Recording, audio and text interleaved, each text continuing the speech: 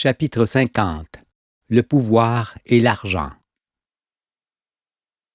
Les éléments de l'existence montrent que le chemin de la vie ne peut exister qu'avec le Père qui crée, le Fils qui explique ses œuvres pour éclairer les hommes, et le Saint-Esprit qui en descend pour la continuation du monde. Sans cela, l'humanité ne pourrait demeurer, car ceux qui gouvernent aggravent et multiplient les calamités. Il faut donc abolir les pouvoirs et tout ce qui les procure.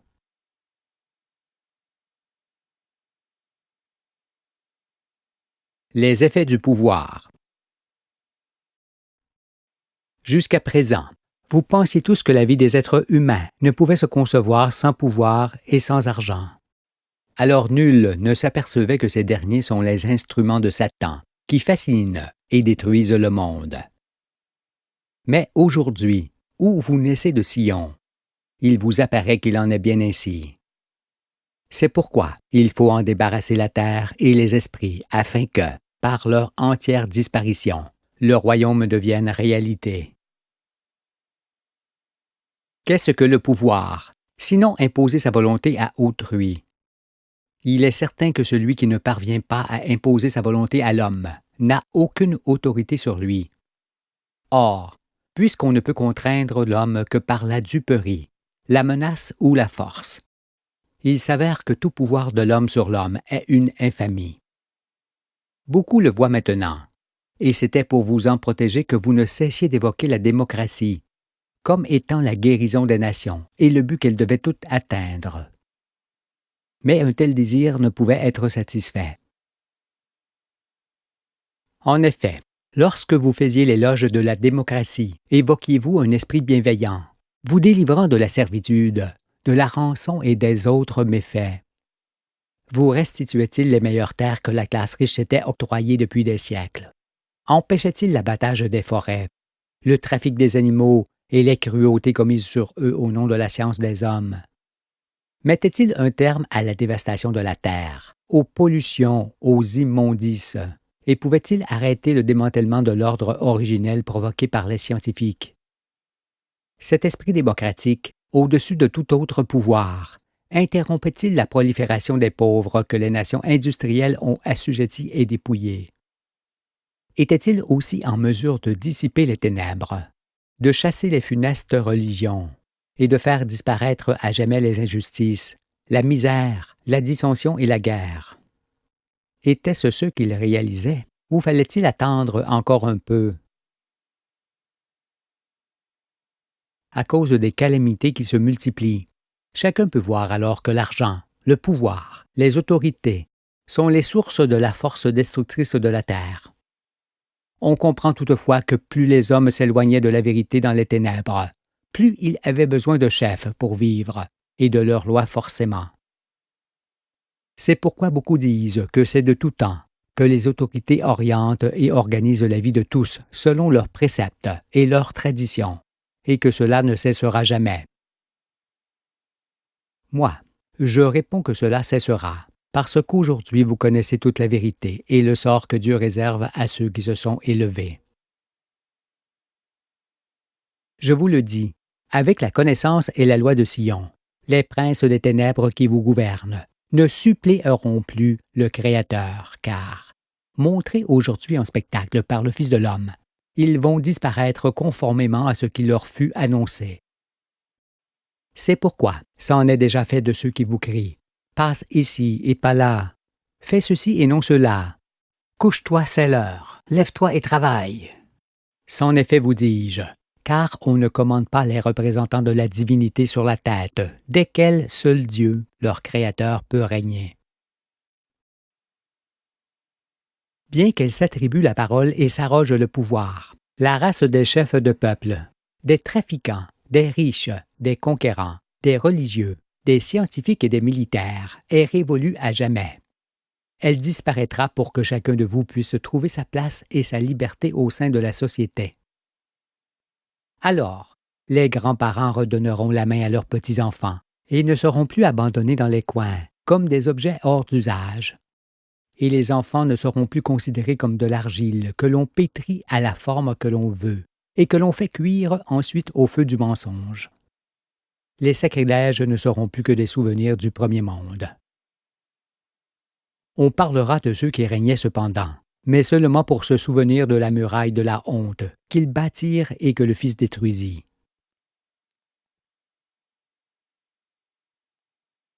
Le bannissement de l'argent. En outre, puisqu'on ne peut être riche que s'il y a des pauvres, cela montre que si les hommes du monde entier disposaient de la même somme d'argent, la monnaie n'aurait plus cours. Sans mouvement, elle n'aurait alors aucune raison d'être, car elle est comme une couverture que l'on se dispute et que l'on tire à soi en découvrant les autres. Elle n'existe donc que par iniquité. Comment se fait-il alors que l'argent, qui fait toujours espérer avant de faire inéluctablement régresser, se soit introduit dans le monde et les esprits? Autrefois, quand il n'y avait pas encore le veau d'or, les prisonniers devenaient esclaves avec leurs épouses et leurs enfants. Et ceux qui dominaient s'en servaient de monnaie d'échange. Un sac de grains valait 3 de ces esclaves. Puis, par la suite, plus facile à manier, ce sont des masses d'argent et d'or qui furent utilisées pour l'achat des biens et des marchandises, toujours pour en faciliter la circulation et l'accumulation. La monnaie fut ensuite changée en pièces, puis en papier, et, dans ses jours ultimes, en une addition de chiffres seulement qui donne droit et pouvoir. La monnaie d'échange a donc progressivement perdu toute consistance, pour devenir le plus grand mensonge de tous les temps. Mais un mensonge que l'humanité considère comme un pouvoir divin, ce qui est la pire chose pouvant arriver. Aveuglés par ce phénomène, les hommes d'aujourd'hui ont alors perdu toute capacité de s'apercevoir que la monnaie ne valorise pas mais dévalorise tout ce qu'elle touche, qu'elle n'est point la vie mais la mort, et qu'en disparaissant de la terre, ce sont tous les maux du monde qui disparaîtront avec elle. Mais, n'étant sensibles qu'au pouvoir de l'argent, les cupides n'ont pas les oreilles pour entendre Jésus qui dit à ses disciples « En vérité, un riche entrera difficilement dans le royaume des cieux. Je vous le dis encore, il est plus facile à un chameau de passer par le trou d'une aiguille qu'à un riche d'entrer dans le royaume de Dieu. » Bien que cet avertissement soit sans équivoque, celui qui appauvrit son prochain prétend toujours que c'est grâce à Dieu qu'il est riche, parce que l'esprit chrétien consiste, croit-il, à s'enrichir pour avoir plus de considération. N'est-ce pas ce que l'on prêche aujourd'hui dans cette fin des siècles, où chacun fait ostentation de ses richesses? Et c'est aussi ce que les chefs religieux préconisent, en n'ayant que l'argent à la bouche, alors que Jésus proclame encore avec force. Malheur à vous, riches, car vous avez votre consolation. Malheur à vous qui êtes rassasiés, car vous aurez faim. Malheur à vous qui riez maintenant, car vous serez dans le deuil et les larmes. Malheur, lorsque tous les hommes diront du bien de vous, car c'est ainsi qu'agissait leur Père à l'égard des faux prophètes. L'Antéchrist est aussi celui qui s'oppose à cette parole, lorsqu'il affirme qu'il est bon de s'enrichir, de se rassasier et de vivre dans l'abondance, bien que cela se fasse aux dépens de ceux qui sont dépouillés. Mais aujourd'hui, pour ne pas éprouver cette parole de Jésus, ils jetteront leur argent par les fenêtres pour s'en démunir, comme l'Écriture en témoigne. Qu'on l'appelle veau d'or, argent ou autre, la monnaie fut toujours sanctifiée par les chefs religieux, car, sans elle, ils n'auraient pu régner sur les peuples aux côtés des rois ou à leur place. Mais parmi tout ce qui est étranger à la vie, rien ne peut l'être davantage que l'argent, car il n'y en a point entre les légumes qu'un homme cultive et sa bouche qui les mange. Cependant, à cause de lui, le monde entier n'est plus qu'un immense trafic, un temple rempli de voleurs et de marchands, qui vendraient leurs propres enfants pour acquérir de l'argent. Il est pourtant le malheur car, en plus de pourrir le cœur de l'homme, l'argent change la terre en désert, sert de nichoir à l'injustice et propage la mort partout où il passe. Rien de ce qui périt ou qui souffre ne lui est étranger. Étant la honte de l'humanité, il ne saurait passer de ce monde corrompu où il domine tout, dans le sanctuaire où il est inconnu des anges.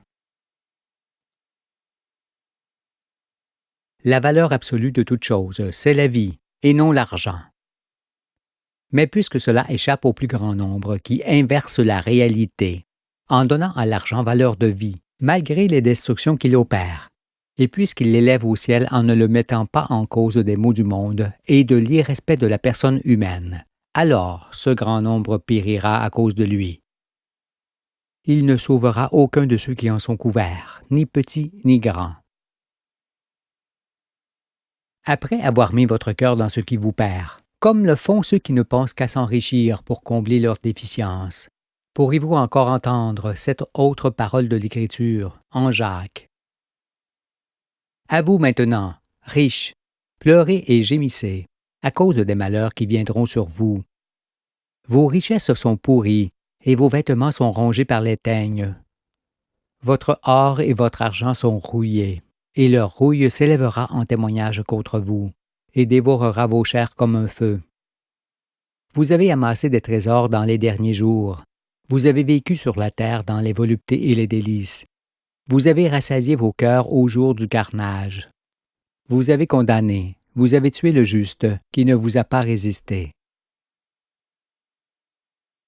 Et vous, les pauvres, qui lisez la condamnation de ceux qui amassent des trésors dans ces derniers jours, pourquoi enviez-vous leur fortune et leurs biens au point d'en mourir de jalousie? Comme eux, vous n'êtes préoccupés que par l'argent qui amène la fin du monde. Mais puisque le corps de chair passe et que seule l'âme demeure à des fins de renaissance, pourquoi faut-il que vous ne pensiez qu'à vivre dans les voluptés et les délices, et jamais aux écritures de votre âme, alors que c'est par elles que vous êtes jugés aujourd'hui? Regardez ce qui va arriver maintenant à ceux qui ne pensaient qu'à engraisser le veau d'or et à paraître en princes. Ils vont périr, tandis que vous vivrez. Écoutez-moi. Dans le royaume de Dieu, il n'y aura aucune forme de monnaie. Tout sera gratuit d'une extrémité à l'autre de la terre, qui est la mère de tous et sur laquelle il n'y a rien à vendre. N'en soyez point affligés, car les monnaies des peuples n'iront pas au-delà des derniers jours de ce monde qui s'achève. Du veau d'or, ce Dieu vénéré par les hommes, c'en est fait pour toujours. Le chemin de la vie sera à jamais débarrassé de sa présence, car il ne permet pas de progresser par élévation. Il est au contraire ce qui empêche l'homme de s'éclairer pour devenir ange de Dieu. Il pourrit ses sentiments et le fait progresser dans le sens matériel, conduisant à la mécanisation et l'arsenal de guerre qui amène à la fin. C'est pourquoi il en est fait de lui et de tous ceux qui le vénèrent.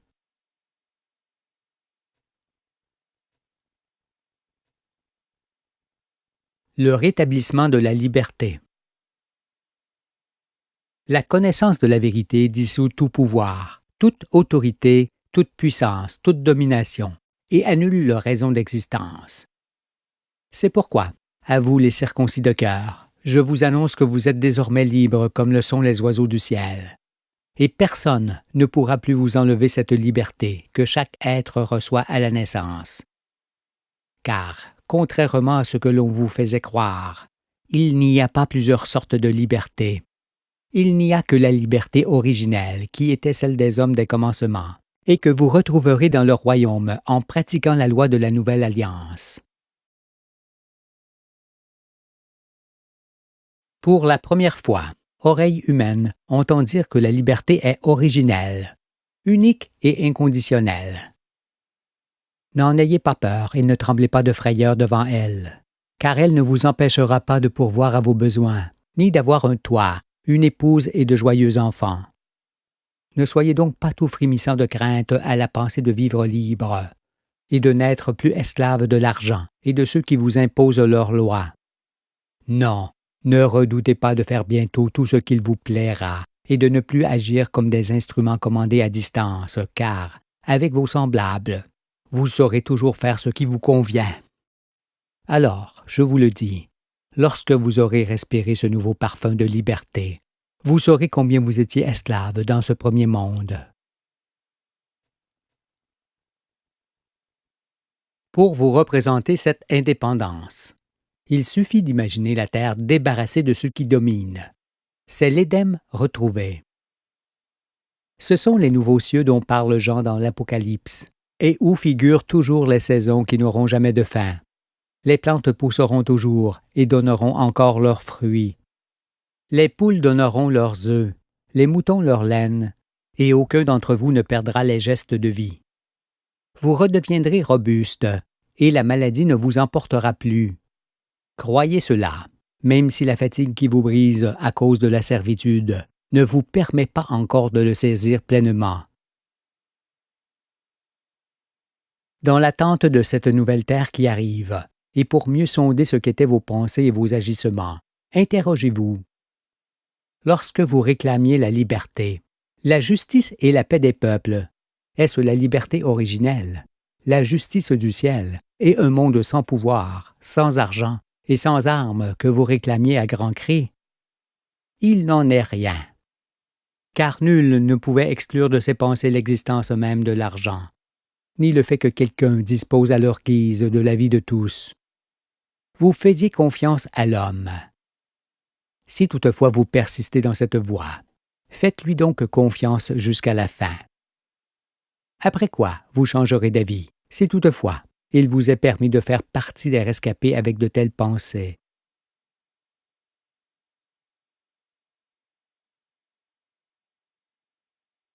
La concorde. La paix et la liberté ne se recherchent ni ne s'acquièrent, parce qu'elles sont ensemble l'air quotidien que l'on respire, quand il n'y a plus ceux qui détiennent argent et pouvoir. C'est donc ces derniers qu'il faut ôter du monde. Or, ce que l'on entend aujourd'hui est effrayant, parce que ceux qui crient « la paix, la paix, la paix » sont aussi ceux qui pratiquent constamment ce qui l'empêche de s'asseoir. Et ceux qui veulent sauvegarder la terre, en faisant toutefois l'apologie des lois, des pouvoirs, de l'argent, du profit et des gigantesques travaux qui défigurent les pays, font de même. Pourront-ils alors saisir que, pour subsister, les hommes doivent changer leur conception de l'existence et vivre avec la seule loi du Saint-Esprit? Comprendront-ils que seul Dieu doit régner sur l'homme qu'il a créé? La paix ne se recherche pas davantage par les armes, parce qu'elle émane de chaque homme affranchi par la vérité et délivré à jamais des puissances du mal. La paix appartient d'abord à tout homme libre, puis elle s'étend à sa tribu formée d'hommes libres, puis à son peuple composé de tribus libres, puis à l'ensemble des peuples libres du monde entier. D'aucune façon la paix ne se conçoit inversement. Et celle que l'on suppose exister aujourd'hui, entre les nations associées dans un même règne, ne peut libérer les hommes, parce qu'il ne s'agit nullement de paix, mais seulement de temps de préparation de guerre.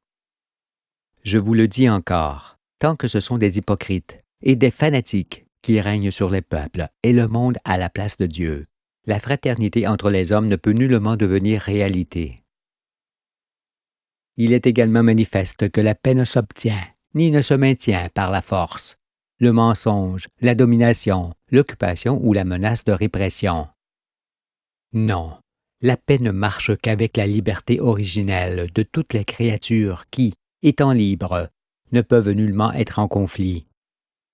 C'est pourquoi il est à la portée de tous de savoir que pour être libre et en paix, il ne faut ni pouvoir ni argent sur la terre, car ces choses sont le prétexte de l'exploitation de l'homme par l'homme, son frère. Si vous l'admettez, il vous apparaît alors que l'homme ne triomphera pas par la force, car il n'existe d'autre sorte de paix que celle qui est associée à la liberté originelle, que l'on retrouve aujourd'hui avec la connaissance de la vérité. Je vous ai déjà dit que vous ne pouvez pas être un peu libre, car ou vous l'êtes entièrement, ou vous ne l'êtes pas du tout. Or, avec seulement une pièce de monnaie sur vous, à laquelle vous donnez valeur de vie, vous ne l'êtes plus. Comment serait-il alors possible que vous soyez libre avec des lois d'hommes qui sont faites pour que vous ne le soyez pas? Expliquez-moi comment des lois qui sortent d'œufs pourris peuvent vous libérer et vous maintenir en paix. La paix n'appartient qu'à l'homme circoncis et libre. Et la liberté consiste à faire ce qui plaît, en toutes circonstances, et sans gêner qui que ce soit. Parce qu'il ne peut en être autrement, C'est aussi la raison d'être de l'enseignement du Fils de l'homme et des règles morales que tous les anges pratiquent. C'est pourquoi les visions de vos pasteurs sont vaines, leurs oracles sont menteurs. Ils n'effectueront point le passage. Bien que ce soit toute l'Écriture qui annonce la venue de celui qui apportera la délivrance et étendra de nouveaux cieux, cela est également exprimé par cette seule parole. Bientôt celui qui est courbé sous les fers sera délivré. Il ne mourra pas dans la fosse, et son pain ne lui manquera pas. Je suis l'Éternel ton Dieu, qui soulève la mer et fait mugir ses flots. L'Éternel des armées est son nom. Je mets mes paroles dans ta bouche, et je te couvre de l'ombre de ma main, pour étendre de nouveaux cieux et fonder une nouvelle terre, et pour dire à Sion, tu es mon peuple. Dieu me confie le soin de poser les fondations de son royaume, et de vous dire, à vous qui naissez de la montagne de l'Éternel, Sion, que vous êtes le peuple élu pour le royaume et la vie. Et je vous délivre, vous qui êtes courbés sous les fers et esclaves de vos propres doctrines. Vous êtes ceux auxquels le Père a jugé bon de remettre son royaume, car vous seuls serez rescapés. Et ceux qui ne croiront pas à cette parole périront lamentablement, parce qu'ils ne voudront pas reconnaître que le Fils de l'homme apporte la délivrance et qu'il étend de nouveaux cieux sur cette terre, qui va changer sa face. Mais pour vous qui croyez, l'aurore se lèvera dans vos cœurs, après quoi tout reviendra beau,